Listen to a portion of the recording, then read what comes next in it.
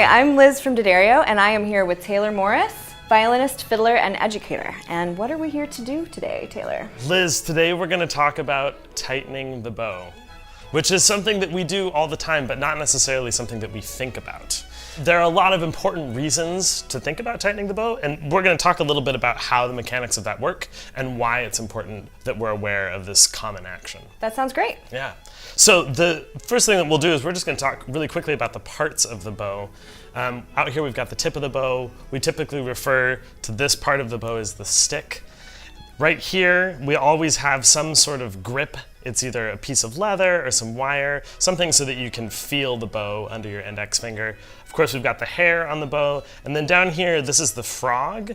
This is the part where you hold the bow, and it's also the part where all the adjustments are made to the hair. Okay.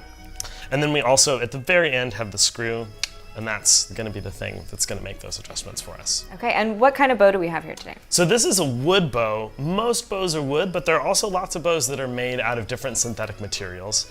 And the thing to know about wood is that we think of wood as being a pretty firm material, and it is, but wood is also fairly flexible, and it can be bent and molded into different shapes. And wood also has this sort of sponge-like ability to absorb moisture that's in the air. So that's why we want to have the ability to change the hair on the bow, because if we take this bow to a climate that has more moisture in the air or less moisture in the air, that's going to, in very tiny ways, shrink the bow or expand the bow, which is going to shrink and expand the hair and pull it or loosen it. So we want to have the ability to tighten or loosen the bow hair because it's going to change when we travel and when the weather changes.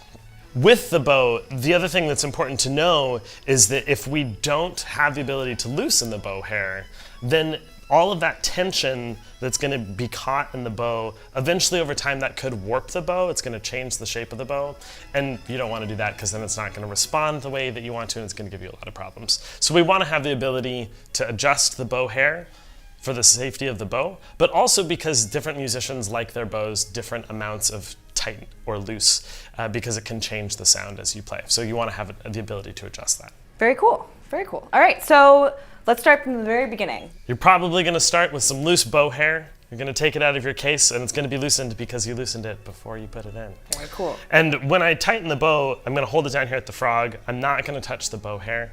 And what I'm going to do is I'm going to turn the screw here, and I'm going to turn it clockwise to tighten the bow hair, and I'm going to turn it counterclockwise to loosen the bow hair. A common phrase that you might hear is righty-tighty, lefty-loosey. Words to live by. Words to live by. So if you turn it to the right, it's going to go ahead and tighten that bow hair, and you want to get the bow hair to the point where it's straight, and so that it's no longer floppy and relaxed. And so once you have that bow hair straight, you want to see if right here in the middle of the bow, it should be about, the space between the hair and the stick should be about the width of a pencil. Okay. The other way that I often tell my students is that the distance between the hair and the stick should be about the same width as the bottom of the stick to the top of the stick. And when you tighten the bow, you don't want it to go all the way so that the bow is straight as well. You still want to have a little bit of a curve to the shape of the bow. Okay. And once you get it to that point, you're good to go.